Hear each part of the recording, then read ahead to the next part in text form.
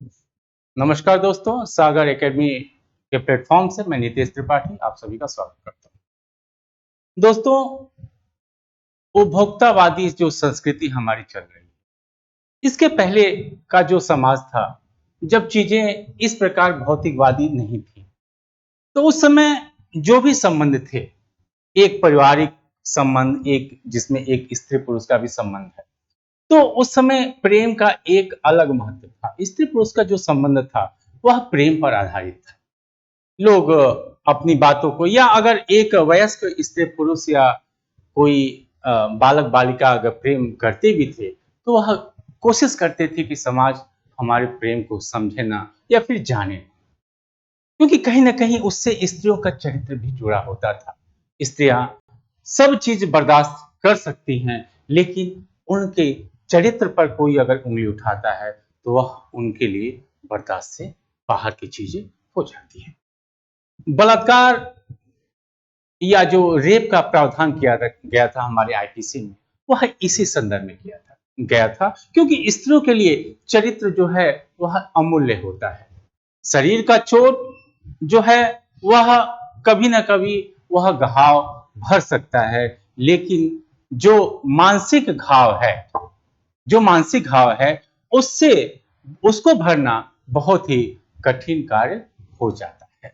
लिहाजा चीजें जो हैं, जैसा कि हमने कहा कि जो यह चरित्र हनन की बातें थी, तो इसके इसके वजह से स्त्रियों का सम्मान जो है वह समाज में कम हो जाता था, और उनके शादी विवाह या और सब मैटर पर यह मायने रखता था।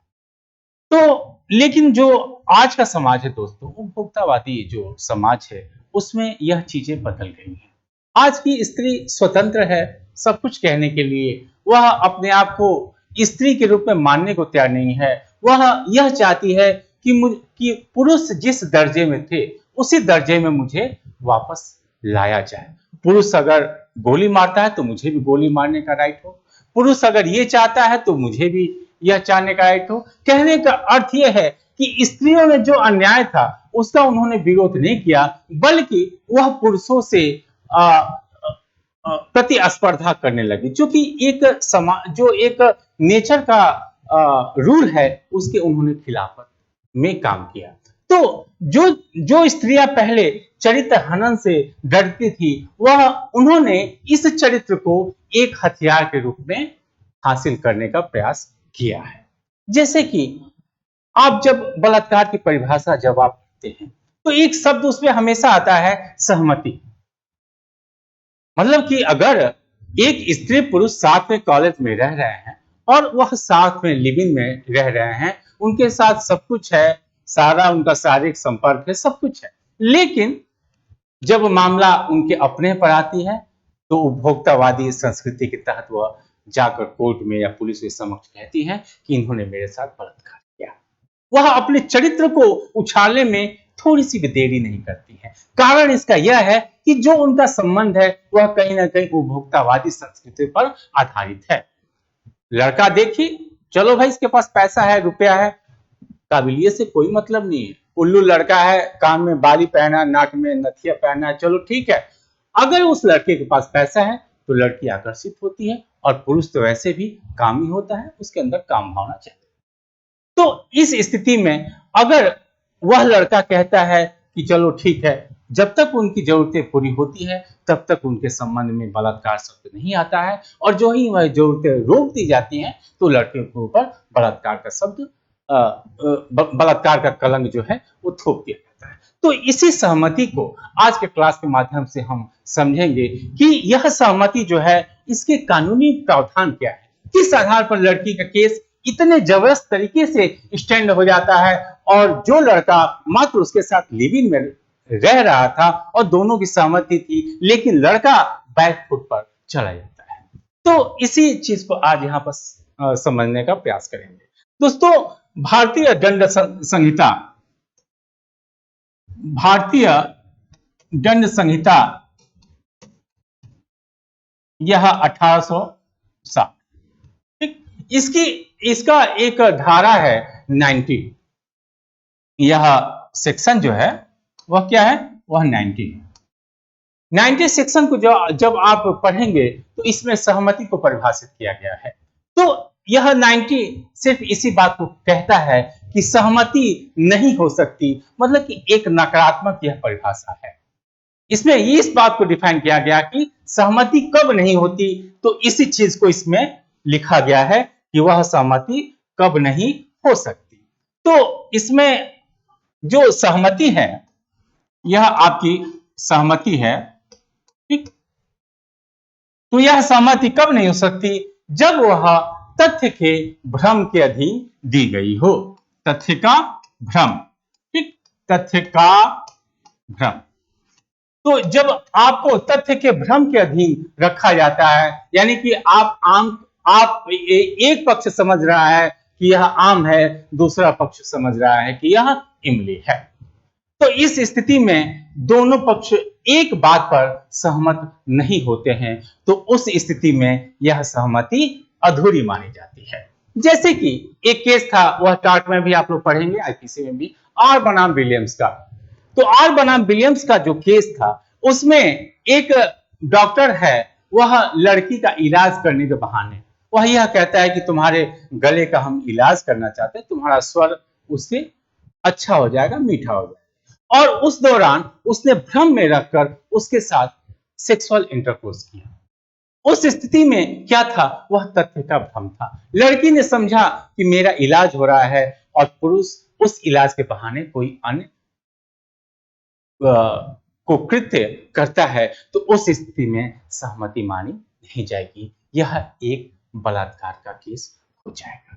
दूसरा, अगर वो दूसरे तथ्य को अगर देखा जाए, 90 में दिया है कि अगर कोई व्यक्ति चित्त विकृत है, ठीक, अगर कोई व्यक्ति क्या है,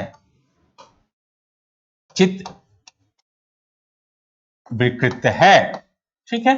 तो अगर कोई व्यक्ति चित्त विकृत यानी कि पागल अवस्था में अगर वह व्यक्ति है, तो पागल अवस्था, पागल के साथ आप कोई भी कुकृत्य करते हैं या उसके साथ कोई भी आप कर्म करते हैं, तो वह कर्म पागल समझ नहीं पाता कि आप क्या करने जा रहे हैं। जैसे कि एक केस था, उसमें एक अर्ध विक्षिप्त लड़की के साथ बलात्कार किया जाता है, और वहां पर सहमति का प्रश्न होता है।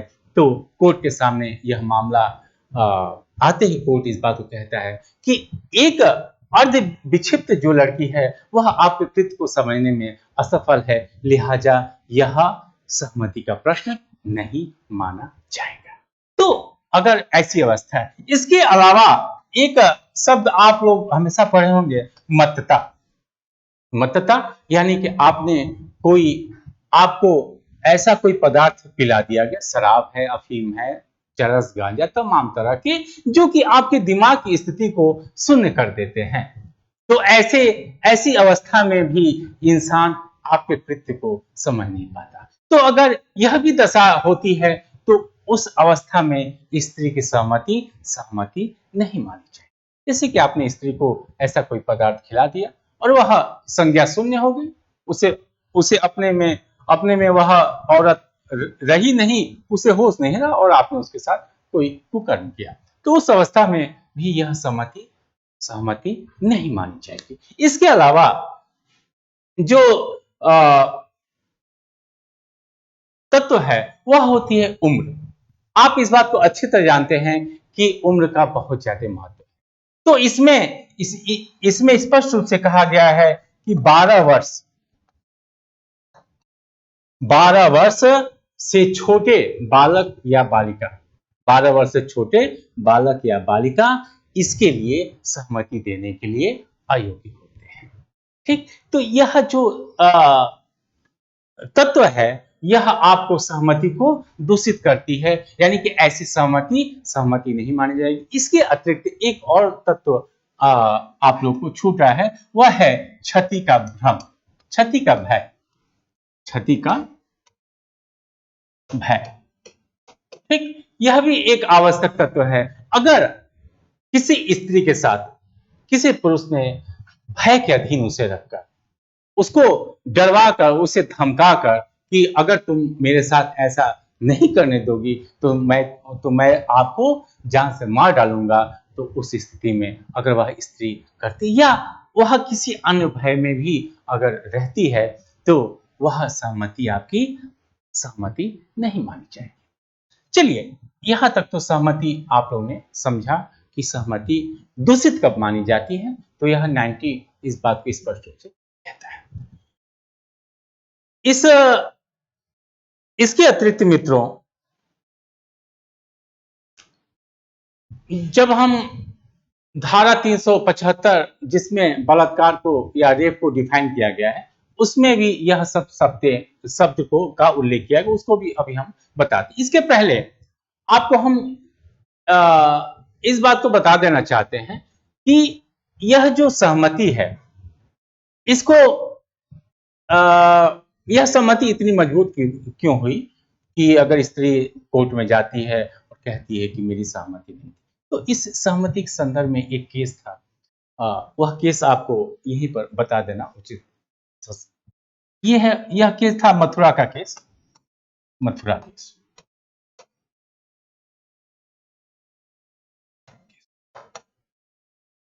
यह मित्रों मथुरा केस था। ये मथुरा एक बच्ची थी, 14 से 16 साल की बच्ची थी, और वैसे केस का नाम तो है तुकाराम वर्सेस महाराष्ट्र का 1979 का केस था। तो इस केस के माध्यम से सहमति को स्पष्ट रूप से कुछ चेंजिंग इसमें हुआ। क्या, इस केस में एक लड़की अपने प्रेमी के साथ भाग जाती है और उसका जो भाई है वह थाने में रिपोर्ट लिखवाने जाता है। वो बच्ची रहती है, उसका प्रेमी रहता है और उसका भाई रहता है और एक स्त्री और उसके साथ रहती है। तो वहां पर होता क्या है कि केस फाइल हो जाता है। जो हेड कांस्टेबल है उसने केस को फाइल कर दिया और वह केस फाइल करके चला जाता है। फिर परिवार को कहता है कि अब आप लोग जा सकते हैं। जब ये लोग जाने को होते हैं तो गेट पर जो ही इनका परिवार पहुंचता है तो 2 सिपाही जो उस थाने में वर्तमान में थे, जिसमें ये तुकाराम भी थे, संत कह रहे हैं, तुकाराम वर्सेस महाराष्ट्र का जो केस था, तो जो अपीलार्थी था तुकाराम वह भी सिपाही था। तो यह दोनों सिपाही उस लड़की को अंदर आने के लिए कहते हैं कि ऐसा है कि तुम अंदर आओ, कुछ काम। तो उस लड़की को लेकर चले जाते हैं और उसके साथ तथाकथित बलात्कार होता है। और यह जो बलात्कार है, इसको उस लड़की ने अपने मुंह से बताया कि कैसे कैसे मेरे साथ क्या हुआ। बाद में जब लड़की अंदर काफी देर से बंद रही तो उसके परिवार के सदस्य जाते हैं और फिर जब वो लड़की बाहर निकलती है तो सब मामला खुलता है। यह सेशन न्यायालय के समक्ष जब केस गया तो सेशन न्यायालय ने कहा कि लड़की के शरीर पर कोई भी ऐसा कोई चोट का निशान नहीं था या ऐसा कोई जबरदस्ती का निशान नहीं था जिससे यह माना जा सके कि इसके साथ जबरदस्ती हुआ है। यह तो ऐसा लगता है कि यह सहमति से काम हुआ। लड़की ने कोई विरोध नहीं किया। अगर सिपाही उसको बुलाए तो उसे बात नहीं माननी चाहिए थी या अपने परिवार का प्रोटेक्शन लेना चाहिए था। मामला उच्च न्यायालय में गया, उच्च न्यायालय ने इसे इनकार किया। उच्च न्यायालय ने कहा कि नहीं, वह सिपाही दोषी थे। इसके बाद जब मामला सुप्रीम कोर्ट में जाता है तो सुप्रीम कोर्ट ने उच्च न्यायालय पे जो फाइंडिंग थी उसको उन्होंने पलट दिया और उन्होंने यह कहा कि नहीं, लड़की के शरीर पर ऐसा कोई चोट का निशान नहीं था या ऐसा कोई जबरदस्ती का निशान नहीं था जिससे हम जान सके कि इसके साथ रेप की घटना हुई थी। इसके अतिरिक्त लड़की के कपड़ों पर कुछ स्पर्म्स के भी निशान थे। तो कोर्ट ने यह तो कहा कि ठीक है, स्पर्म के निशान थे, लेकिन यह लगता है कि सहमति से कार्य हुआ था क्योंकि लड़की चिल्लाई नहीं, लड़की ने कोई विरोध नहीं किया, लड़की ने कुछ भी नहीं किया। इसके अतिरिक्त अब लड़की की सहमति थी कि नहीं थी, अब यह सिद्ध करने का दायित्व किस पर चला गया। जब यह मामला जो है वह अभियोजन पर ना जाकर यह लड़की पर आ गया कि लड़की अब इस बात को सिद्ध करे कि उसकी सहमति नहीं थी। मित्रों, इस केस ने बहुत भूचाल ला दिया। और काफी सुप्रीम कोर्ट के इस फाइंडिंग की काफी आलोचना हुई पूरे देश में। उसके बाद से फिर संशोधन किया गया और इसमें संशोधन कहाँ हुआ तो वह होता है भारतीय साक्ष्य अधिनियम। भारतीय साक्ष्य अधिनियम में एक धारा जोड़ी जाती है, वह धारा है 114 क। 114 क, ठीक। यह धारा जोड़ी गई इस केस के बाद।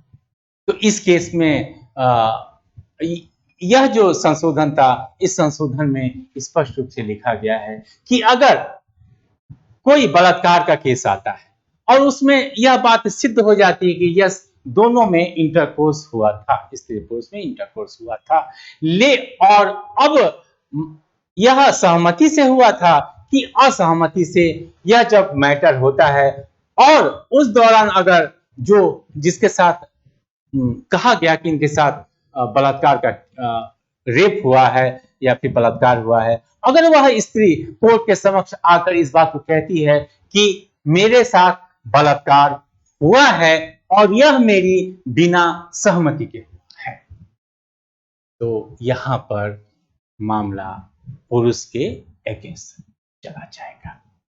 क्यों? क्योंकि यहां जो मैटर है, यहां पर उपधारणा कोर्ट करेगा। कोर्ट क्या आपको करेगा? यह उपधारणा करेगा। उपधारणा करेगा, यानी कि यह कोर्ट के लिए अनिवार्य हो जाएगा कि वह इस बात को उपधारणा करे कि यस स्त्री की सहमति नहीं ली गई थी।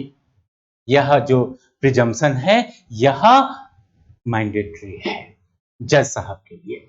अब जो उपधारणा यह जब जो ही करता है तो जो भाई सामान्य तौर पर अगर आप देखते हैं तो सिद्ध भारिता, बर्डन ऑफ प्रूफ किस पर रहता है? वह अभियोजन पर रहता है।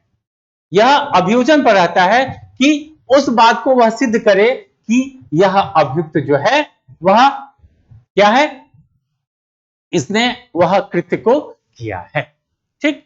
तो यहां पर अगर वह उपधारणा करता है कि लड़की की सहमति नहीं थी, तो यह मैटर कहां चला जाएगा?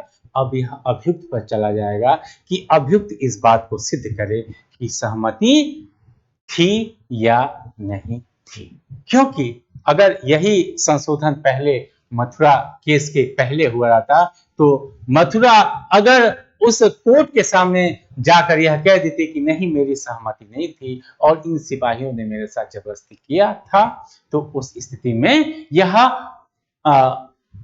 सिद्ध करने का दायित्व उन सिपाहियों पर चला जाता और अब उनको सिद्ध करना था कि नहीं उस लड़की की सहमति थी। तो यह बर्डन का प्रूफ, बर्डन ऑफ प्रूफ जो है वह उसको इस संशोधन ने चेंज कर दिया। और इस स्थिति में तो मित्रों आज की स्थिति यही है, आज की स्थिति यही है कि अगर स्त्री पुरुष साथ रह रहे हैं और चीजें सब कुछ उनके पास उनके बीच सामान्य है, वो भी समझदार हैं, ये भी समझदार हैं, सब कुछ चीजें ठीक हैं, लेकिन जब लड़की की महत्वाकांक्षाएं टकराती हैं तो फिर इसी सहमति का वह बचाव लेती है और कोर्ट के समक्ष जाकर बस वह कह दे कि यस मेरी सहमति नहीं थी, मेरी सहमति नहीं थी, हमारी जो सहमति थी वह तथ्य के भ्रम के अधीन दी गई थी।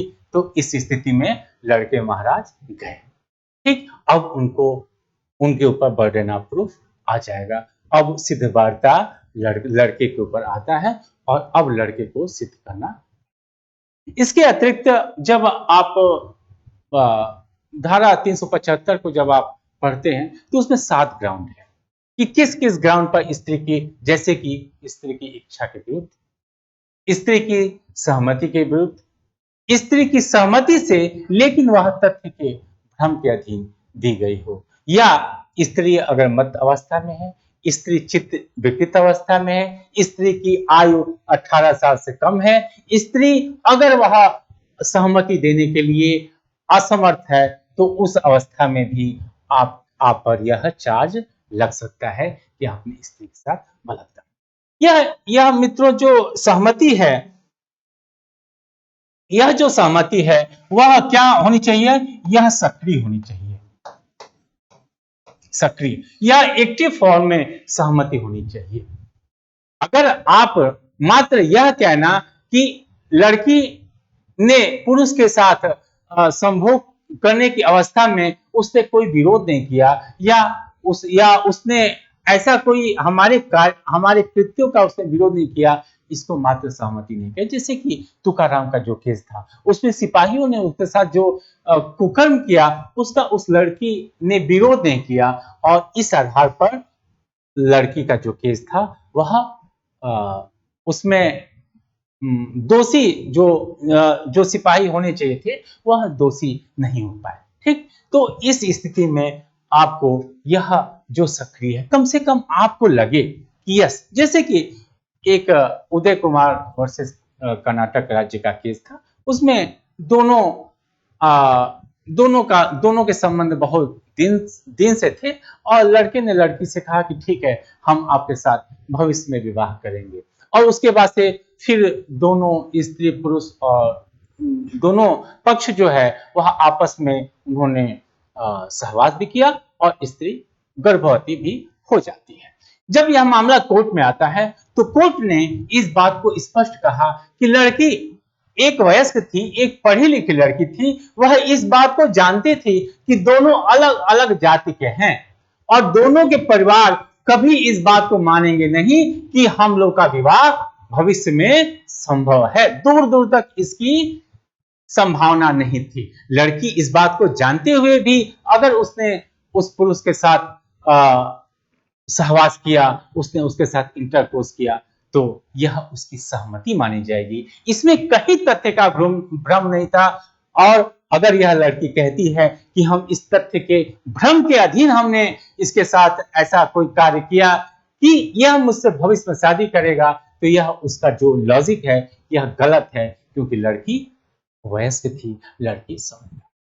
तो आज के क्लास के माध्यम से आपने इस बात को समझा कि सहमति जो है इसको किस रूप में, वेपन्स के रूप में स्त्रियां आज के आधुनिक समय में, जबकि चीजें नेचुरल नहीं रह गई हैं, सारी चीजें भौतिकवादी हो गई हैं, तो इस सहमति का वो लोग दुरुपयोग करती है। हाँ, अब तो सुप्रीम कोर्ट, यहाँ तक कि हाई कोर्ट ने भी कई बार इस बात को निंदा किया और उन्होंने स्पष्ट रूप से केसों में कहा कि यह एक ट्रेंड बन गया है कि आप कुछ भी हो, आप पुरुष पर बलात्कार का केस लगाकर आप उसके कैरियर के साथ आप खिलवाड़ करती हो, आप उसके सम्मान के साथ खिलवाड़ करती हो और समाज में आप उसे नीचा दिखाने का प्रयास आप कर रही हो। जो चीजें अच्छी थी, बलात्कार का जो प्रावधान था, उसको एक एक स्त्रियों की जो दशा थी, उनकी जो शारीरिक अवस्था थी, शारीरिक रूप से कमजोर थी, उनका जो समाज में सम्मान था,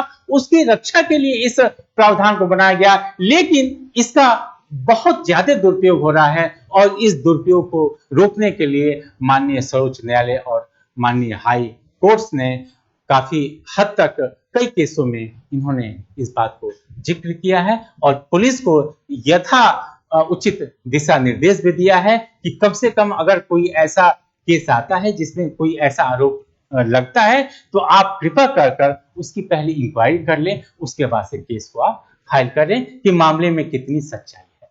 तो मित्रों, आज का क्लास यहीं तक यहीं पर आज हम समाप्त करते हैं। अगले क्लास में फिर आपसे मुलाकात होगी। तब तक के लिए बहुत बहुत धन्यवाद।